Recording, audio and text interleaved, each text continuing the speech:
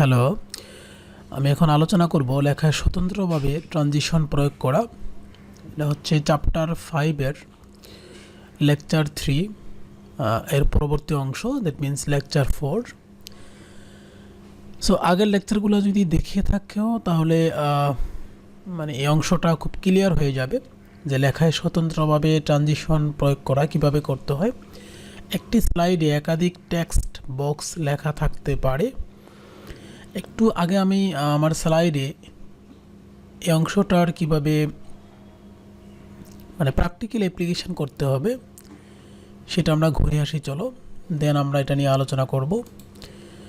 So যদি যে কোনো একটা স্লাইডে যাই, অথবা তোমরা যদি মনে করো এই স্লাইড কীভাবে তৈরি হলো বা অংশটা কীভাবে তৈরি করতে হয়, মাইক্রোসফট পাওয়ার পয়েন্ট তোমরা যদি ওপেন করো, এখানে হোম বাটন আছে। প্রথম যে বাটনটা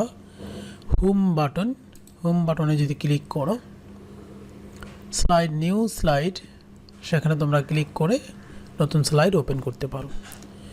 সো এখানে টেক্সট লেখা আছে যে টেক্সট কিভাবে ট্রানজিশন করতে হয় সেটা হচ্ছে আজকের আলোচনা। সো প্রথমে এই অংশটা সিলেক্ট করে নাও, দেন আমরা অ্যানিমেশনে যাব। অ্যানিমেশন এটাকে বলা হয় অ্যানিমেশন টুলস বার। তার মধ্যে অনেকগুলো টুলস থাকে ইনসাইডে। সো আমরা যদি হোম বাটনে চলে যাই তাহলে অ্যানিমেশনের কোনো কিছুই এখানে দেখা যাবে না। সো অ্যানিমেশনস আমরা এখানে যাব এবং এখানে যদি কাস্টমস অ্যানিমেশন আমি সিলেক্ট করি, কাস্টমস অ্যানিমেশন, আবার তোমাদের যেতে হবে প্রথমে অ্যানিমেশনসে, তারপরে কাস্টম অ্যানিমেশন।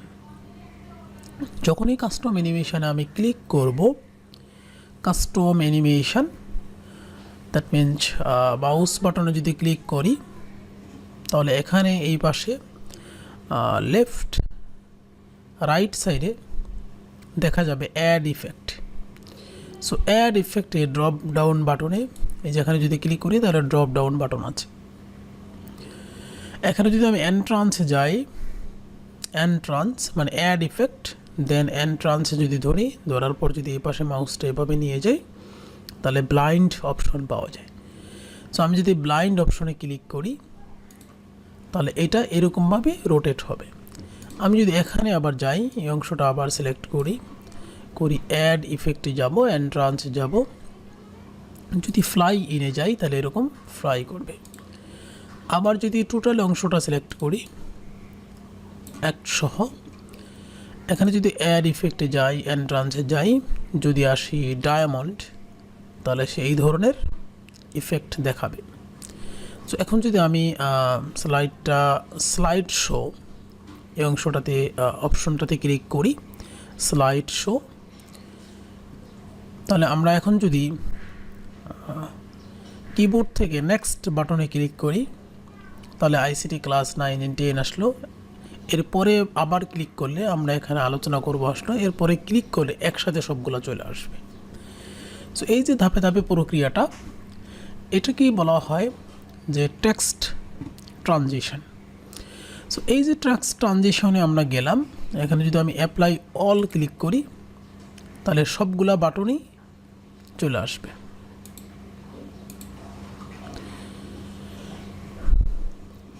সো এখানে আমরা আবার যাব, এখানে এইবার খেয়াল করো স্লাইডটি খোলা রাখতে হবে, প্রথম টেক্সট বক্সটি সিলেক্ট করতে হবে, আমরা করেছি।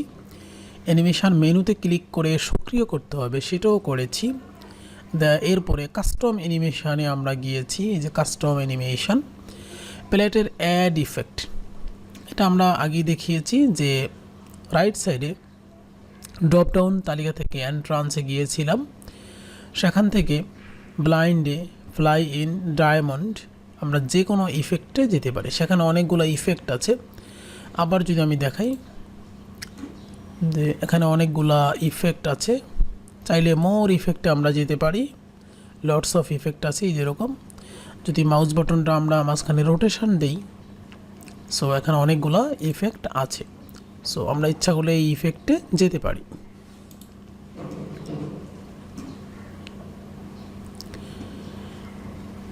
ট্রানজিশনে শব্দ প্রয়োগ করা, এখন আমরা দেখব যে আরও অ্যাডভান্স একটা জিনিস, যে ট্রানজিশন আমরা অ্যাপ্লাই করলাম, শব্দ অ্যাপ্লাই করা। সেই কাস্টম অ্যানিমেশন হচ্ছে এই অংশটুকু, সেখানে না গেলেও শব্দ অ্যাপ্লাই করা যাবে, যদিও এখানে নাই custom animation. So transition sound, আমি এক একটার জন্য এক এক রকম সাউন্ড যদি দিতে চাই, এই লাইনটা সিলেক্ট করলাম, ট্রানজিশন সাউন্ডে ধরো আমি ক্যামেরাতে যাব, অ্যাপ্লাই টু অল, সবগুলাতেই সেম সাউন্ড দিব কি না, অথবা এই অংশটা আমি আলাদাভাবে সাউন্ড দিব।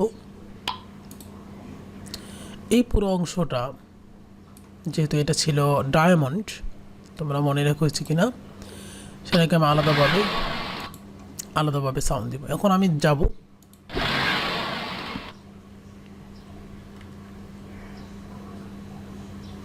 একটা সাউন্ড আসছে,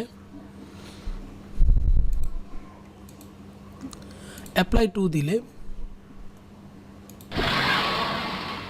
স্লাইডের আগে এটা সাউন্ড দিচ্ছে। সো এটা হচ্ছে মানে ট্রানজিশন সাউন্ড অ্যাপ্লাই করার উপায়। আবার এখান থেকে আমরা এই ট্রানজিশন স্পিড, মানে এটাকে 3টা কন্ডিশন আছে, স্লো, মিডিয়াম, ফাস্ট, আমরা ইচ্ছা করলে এখানে যেতে পারি। সো এগুলো আরও অ্যাডভান্স, তোমাদের বইতে যতটুকু আলোচনা করা আছে আমরা অতটুকুই আলোচনা করব এই স্লাইডে। এই যে অ্যাপ্লাই টু অল, স্লাইডে ভিডিও যুক্ত করা, যদি আমরা কোনো ভিডিও যুক্ত করতে চাই তাহলে আমরা আগে যুক্ত করে আসি, চলো প্র্যাকটিক্যালি, তারপরে তোমরা না হয় এটা স্টাডি করে নিবে। এই স্লাইডে কোনো ভিডিও যুক্ত করব, হোম বাটন, আবার ইনসার্ট বাটনে যাব, ইনসার্ট যে টুল সেখানে যাব, ইনসার্ট বাটন, সেখানে দেখো যে মুভি আছে। আমি এখানে যদি কোনো মুভি অ্যাড করতে চাই, এটা একটা ভিডিও আছে আমার করা, সো ভিডিওটা যদি আমি এখানে অ্যাড করতে চাই তাহলে ভিডিওর উপর ক্লিক করব। এখানে ক্লিক করার সাথে সাথে এখানে দেখাচ্ছে এটা কি অটোমেটিক্যালি নাকি হোয়েন ক্লিকড, মানে এটা কখন ওপেন হবে। আমি ক্লিক করব মাউস থেকে, তখন ওপেন হবে নাকি অটোমেটিক্যালি ওপেন হবে। এখন আমি হোয়েন ক্লিকড এই অপশনটা ক্লিক করলাম, এটাকে এখানে ছোট্ট অংশ করে রেখে দিব, ছোট করে এখানে রেখে দিলাম। সো কেন এটাতে হোয়েন ক্লিক দিলাম, যে বেসিক্যালি আমি প্রথমে ধরো এই লেখাগুলো নিয়ে আলোচনা করব, দেন আমি একটা ভিডিও দেখাতে চাই, তাহলে এটা আমি যখন ক্লিক করব তখন সেই জন্য ওপেন হয়। ক্লিক করলাম, এই যে এটা সেটা ওপেন হলো। এখন দেখাবো যে প্লে ফুল স্ক্রিন কিনা, একটু খেয়াল করো, এটাকে যখন আমি ডাবল ক্লিক করলাম, আবার যখন এস্কেপ প্রেস করব আবার সবই চলে গেল। আমি ডাবল ক্লিক করলাম, আজকে আমরা দেখাবো কিভাবে এই যে এখানে ফুল প্লে ফুল স্ক্রিন, যদি প্লে ফুল স্ক্রিন দিই, হোয়েন ক্লিক অপশনটা আছে, যখন আমি ক্লিক করি তখন প্লে ফুল স্ক্রিন, এই ফুল স্ক্রিন জোরে এটা প্লে হবে। সো আমরা আবার এটার প্র্যাকটিক্যালটা দেখে নিই স্লাইড শো। প্রথম আমি লেখা নিয়ে আলোচনা করব, দেন আমি যদি এখানে ক্লিক করি তাহলে ফুল স্ক্রিন জুড়ে ওই অংশটা চলে আসবে।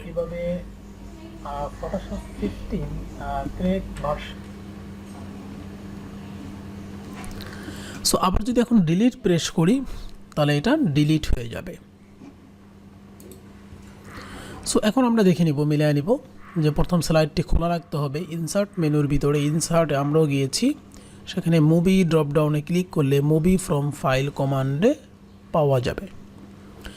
ইনসার্ট মুভি আমরা এই অপশনটাতে গিয়েছি, সেখানে ওকে বাটন এবং অটোমেটিক্যালি এবং হোয়েন ক্লিকড আমরা এই অপশনগুলো পেয়েছি এবং সেগুলো যথাযথ অ্যাপ্লাই করেছি।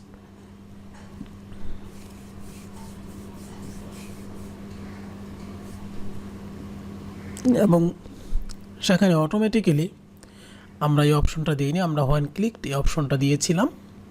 আমাদের সুবিধার জন্য আমরা চাইলে অটোমেটিক্যালি অপশনটাও দিতে পারতাম।